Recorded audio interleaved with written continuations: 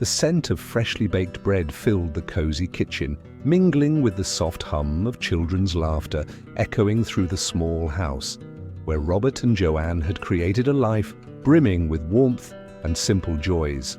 It was a place where every morning began with the promise of a new day, and Joanne's caring nature made everyone feel safe and loved, especially her children, whose giggles seemed to dance in the air like gentle sunshine.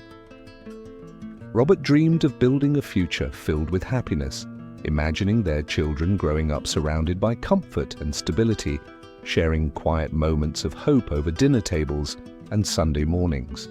Yet amid this peaceful routine, there was a subtle undercurrent, a quiet observation of Joanne's close friend Laura, who often appeared at social gatherings, her presence unnoticed by many, but not by Robert. He had always trusted Joanne's judgment, dismissing any flicker of doubt as mere friendship, even as he sensed something unspoken in Laura's eyes, a flicker of intensity that didn't quite belong.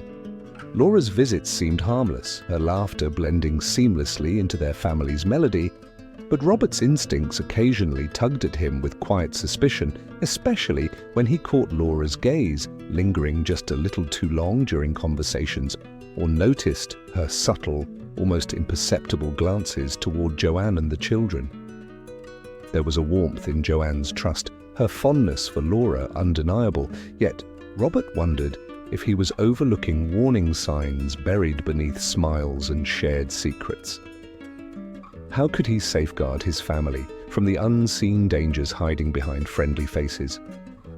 It was a question that gnawed at him, especially as the first cracks in their seemingly perfect harmony began to show when Laura's behavior subtly shifted.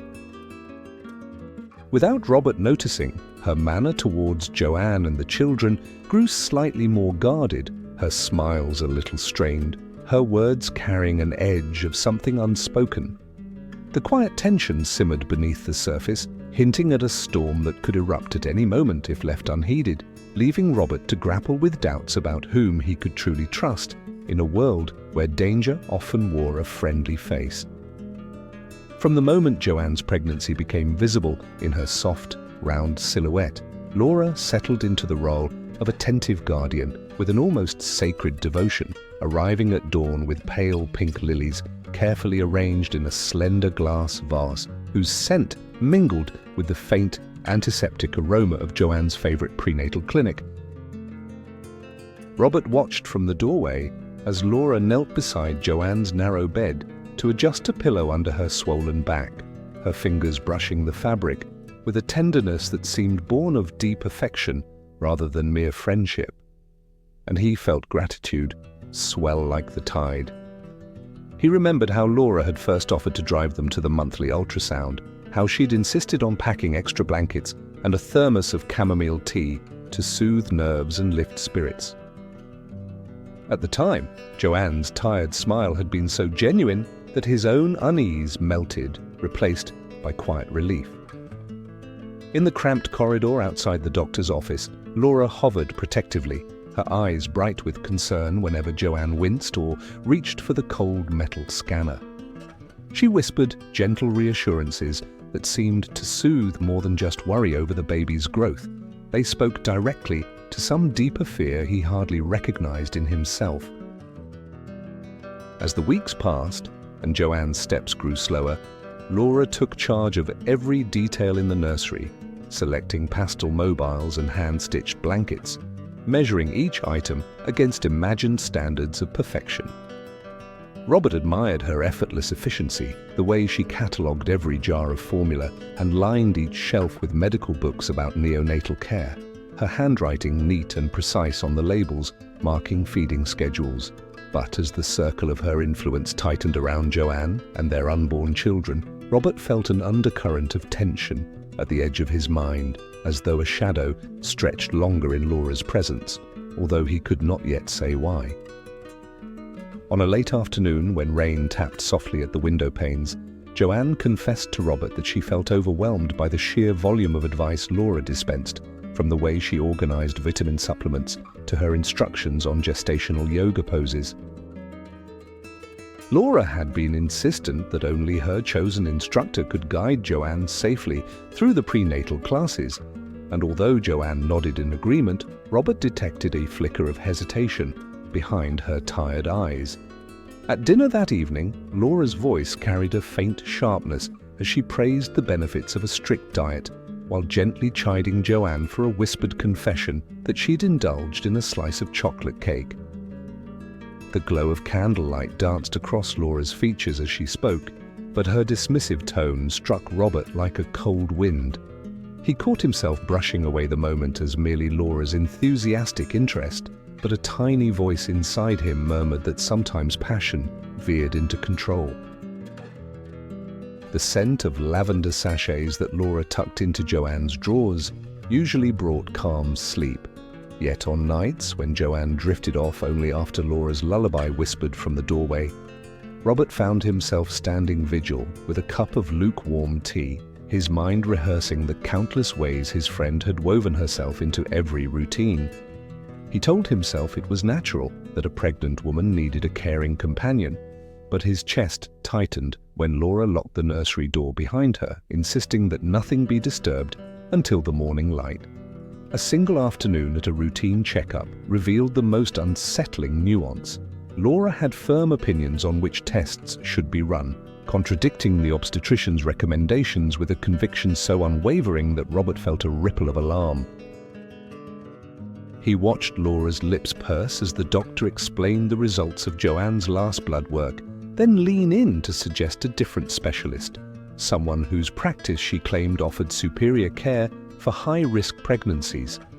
When the doctor hesitated and glanced at Joanne, Laura's eyes narrowed just for a fraction of a breath before she offered a reassuring smile that seemed to smooth away any doubts. Robert tried to smile back, telling himself that friendship meant standing up for the ones you loved. But in the car afterward, his hand hovered over Joanne's as she murmured that perhaps Laura's choice would be best. The hush between them stretched until the streetlights flickered on, and Robert wondered whether his instinct to intervene should have been louder than his desire to trust. In the following days, Joanne's energy ebbed further, and Laura busied herself taking vital signs with an old manual cuff that clamped around Joanne's arm while murmuring words of encouragement, her tone both gentle and insistent.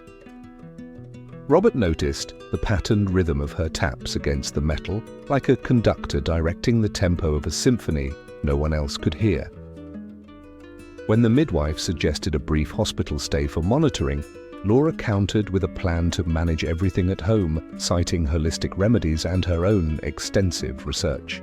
Her words flowed with such confidence that Joanne, fatigue weighing her down, accepted without a second thought, and Robert found himself marveling at Laura's unwavering self-assurance, even as a cold question took shape in his mind. Was this steadfast support born of genuine care, or something altogether more consuming? He lingered by the nursery door while Laura arranged fresh flowers on the windowsill, their petals a delicate ballet of white and pink, and he felt her gaze flick upward in his direction, a brief flash of something unreadable slipping into her eyes before she resumed her task. That evening, as he traced Joanne's profile under the soft glow of the bedside lamp, Robert struggled to decide whether to voice the unease that had settled in his chest or to suppress it once more, in deference to Laura's apparent good intentions, knowing all the while that the choice he made could shape not just their trust in her, but the safety of the lives she claimed to protect. That evening, as Robert sat beside Joanne's hospital bed, her fragile face illuminated by the soft glow of the bedside lamp, he felt a growing weight in his chest, an uneasy feeling that refused to fade. The once lively nursery now stood empty, its toys and tiny clothes untouched, a stark reminder of how quickly life could change. Outside, the house was quiet, save for the distant hum of machines and the faint beeping from Joanne's monitors, echoing the fragile thread holding their family together. Robert's eyes lingered on Joanne's pallid features, her breathing shallow despite the medications, and he found himself clinging to the hope that Laura's unwavering support might somehow turn the tide. Over the past weeks, Laura had become an almost inseparable part of their lives, her calm demeanor and meticulous attention to Joanne's care providing a strange comfort amid the chaos. Robert admired her dedication. She researched medical articles late into the night, coordinated with doctors, and prepared special herbal remedies that seemed to momentarily ease Joanne's suffering. Yet, beneath his gratitude, a flicker of doubt grew. He couldn't ignore how Laura's focus on Joanne's medications had become almost obsessive, her eyes narrowing as she scrutinized every pill, every dose, as if the slightest mistake could be fatal. Despite her calm exterior, Robert sensed an intensity in her that was both reassuring and unsettling. Joanne's condition continued to decline, requiring more invasive treatments, and Laura's involvement deepened, her presence almost a constant fixture at Joanne's side. The sterile scent of hospital disinfectant mingled with the faint aroma of medicinal herbs Laura often brought, filling the air with a strange mixture of hope and despair. Robert's mind raced with questions. How much of Joanne's worsening health did Laura truly understand? Could he trust her with the truth about what was happening? Or was there something more beneath her composed exterior? As he watched Joanne struggle to breathe, a cold suspicion took root, whispering that the stability they desperately clung to might be built on fragile, hidden foundations. The more Robert observed, the more he wondered what secrets Laura was hiding and whether their family's safety depended on uncovering them before it was too late, even if confronting those truths meant risking everything they held dear. By the time the late afternoon sun slanted through the curtains, Robert realized that something in the neat stack of medical documents on the living room table did not add up. At first, he thought it might be a simple clerical error, but as he traced the dates on Joanne's chart, he saw adjustments in dosages that never appeared in the pharmacy notes, and even more alarming, laboratory results that had been removed and reinserted with different figures in Laura's handwriting. He remembered how Laura had insisted that every detail of Joanne's care was flawless, how she smiled gently and brushed aside his hesitant questions, assuring him that the doctor's office had made a perfect record and that Joanne's condition had simply taken an unexpected turn. Yet standing there, flipping through those hastily scribbled line items, Robert felt a cold knot of betrayal tighten around his heart. Memories crowded in. Joanne's laughter as she pressed flowers into a book for Laura's birthday, the quiet hours they had shared in the hospital waiting room, and Laura's comforting presence, or so he had believed. Now he recognized the slight narrowing of her eyes when he asked about prescriptions, the way she answered his voicemail with a practiced calm that masked impatience. Driven by a growing unease, he had waited until she left for her afternoon yoga class and then slipped into her study, the one room she had once said held nothing but her childhood letters and knitting patterns. There, beneath a stack of family photographs, he discovered a slim envelope tucked between the bindings of a medical reference book. Inside lay a crumpled note written in familiar script, listing times and dates alongside instructions that seemed less like care plans and more like a hidden agenda. A discarded pill bottle rolled out onto the desk, its label torn away, but he could still make out traces of the medication name. His pulse pounded as he pieced together the implication. The bottle contained the very tablets Joanne had taken in her final days. He remembered her trembling hand, how she had complained of dizziness, and how Laura had hushed her, promising a better remedy by morning. Now it felt as though something far more sinister had been at work. Robert's breath caught when his phone buzzed with a new message he had almost overlooked. He unlocked the screen to find a text from an unknown number that simply read, "Be careful what you trust," followed by a timestamp from the night before Joanne's collapse. His fingers trembled as he stared at the words, and suddenly he realized he could no longer ignore the pattern of Laura's denials, the shifting explanations she offered whenever he confronted her with small discrepancies. A surge of grief and anger swept through him, and he sank onto the edge of a chair, his mind racing with questions. Had Laura looked out for Joanne's best interests, or had she orchestrated those final hours? Was every tender word she had ever spoken a cruel facade? The weight of uncertainty pressed in on him, but beneath the doubt flickered a fierce determination. He recalled the trust he had once placed in her, the way he had relied on her calm judgments and steady hands, and how that trust now felt shattered like glass underfoot. Yet he also remembered another moment, Joanne's soft confession that she felt uneasy around Laura, a detail he had dismissed at the time as worry over illness. Now it loomed in his memory like a buried warning. Robert rose, clutching the pill bottle and the note, and paced the room, weighing his next move. He knew that confronting Laura too soon, without irrefutable proof, could backfire, and she was clever enough to twist his accusations into desperate paranoia. But if he waited too long, the trail of evidence might vanish forever. He considered calling the doctor's office to request the original prescriptions, but Laura could intercept that too. He thought about confiding in his sister, who lived 3 hours away, but what if Laura had already planted doubts in her mind? The pain of uncertainty stirred a fierce protectiveness in Robert, not only for Joanne's memory, but also for the younger children who still saw Laura as a mother figure.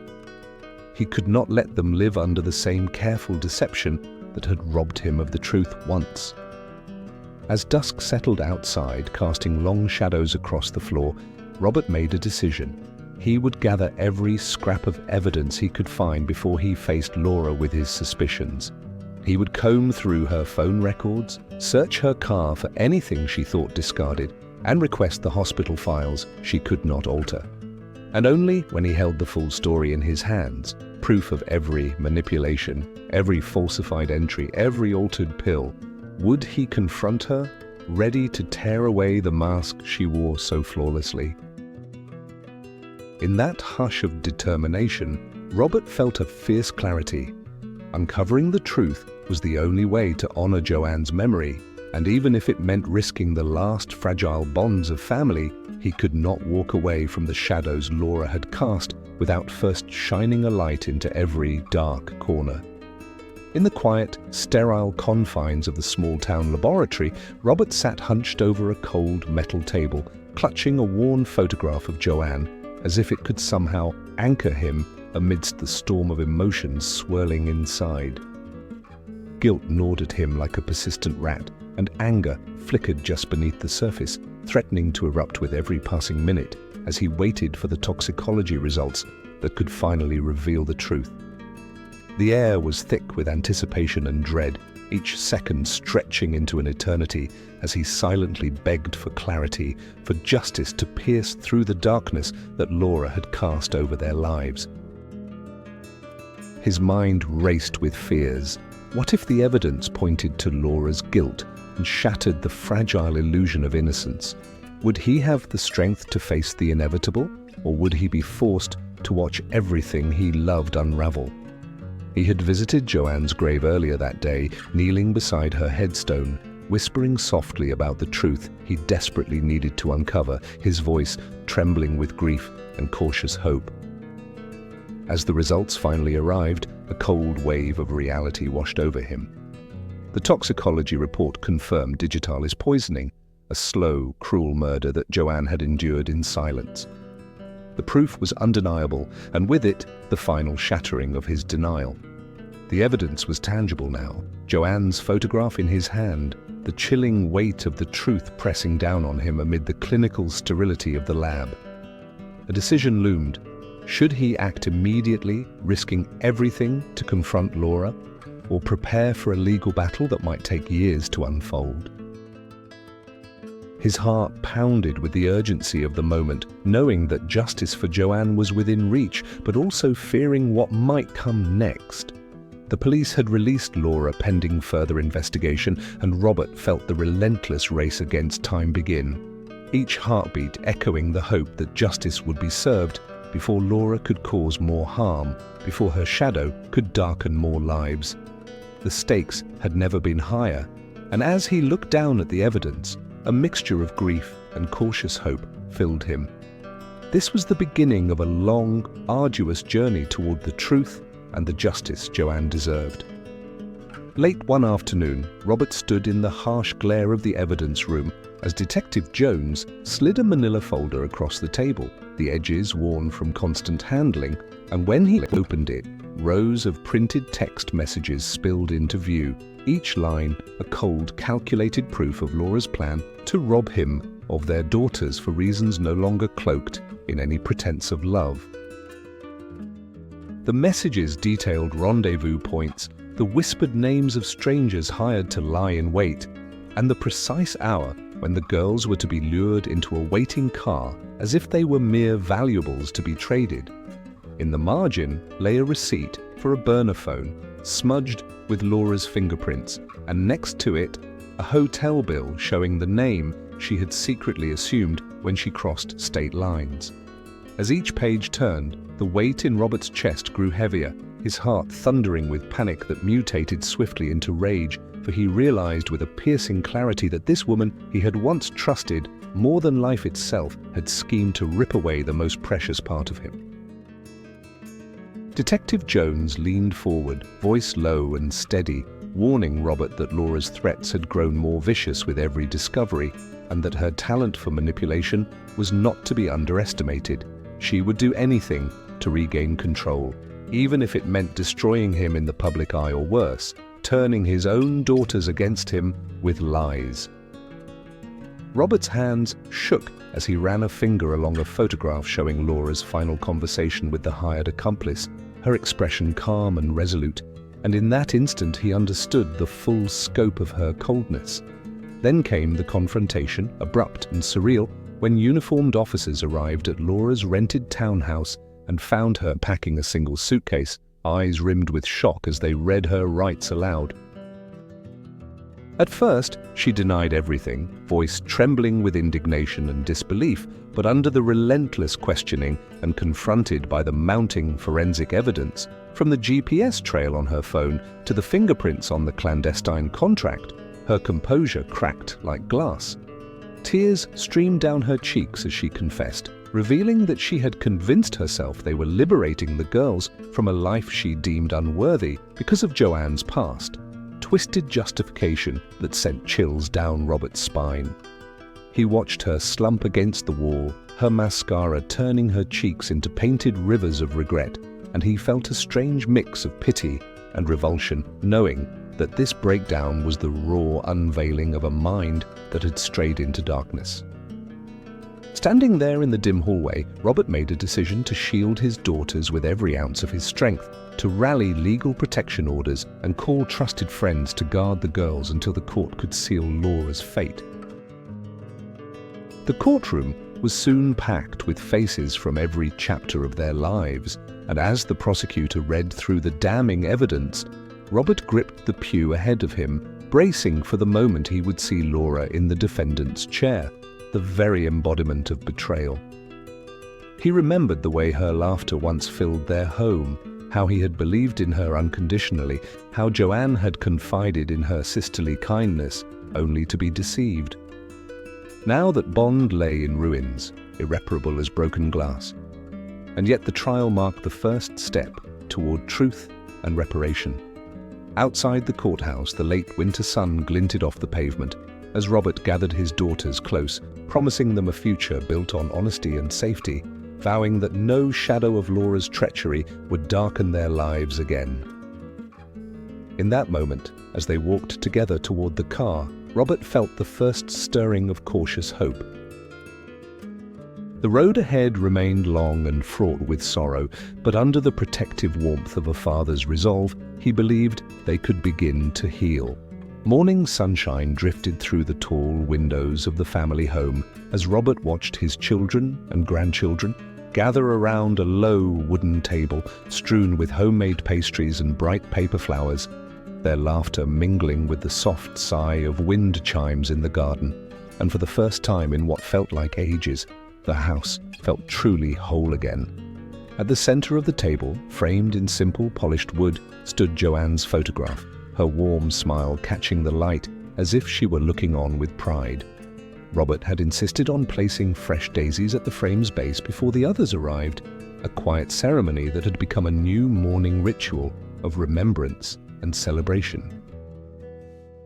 As little Emma chased her toddler cousin around the sunlit hallway, giggling as they ducked between doorways, and the older boys joked about setting up a charity soccer match in Joanne's name, he felt the weight of past nightmares lift, replaced by a fierce determination to protect these moments of peace.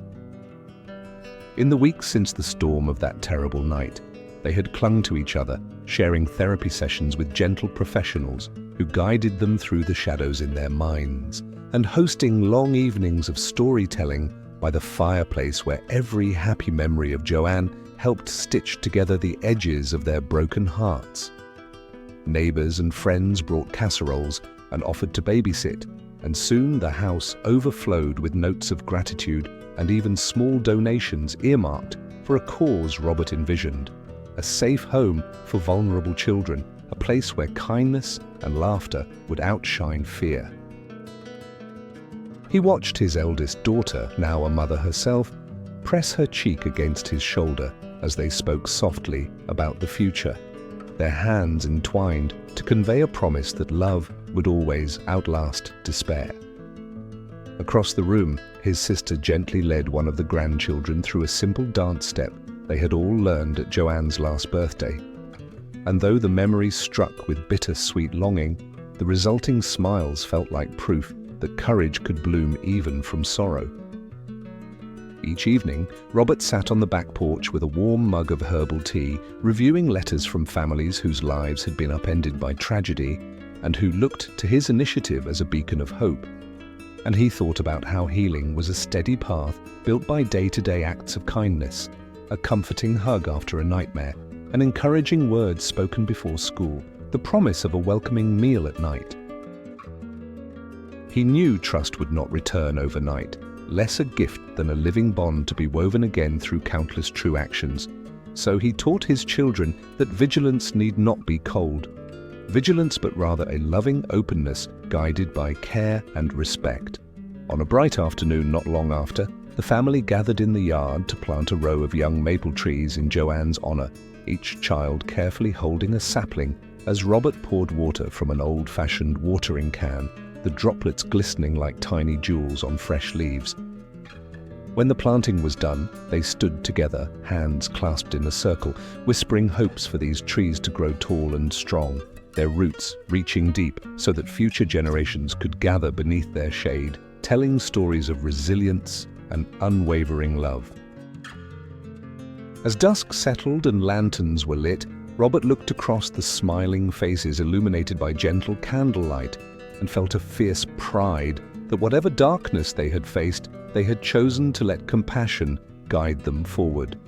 He resolved then, in that golden glow, to dedicate not just his own days, but the days of everyone he loved to protecting the innocent, sheltering the weak, and spreading Joanne's kindness wherever sorrow threatened to take hold.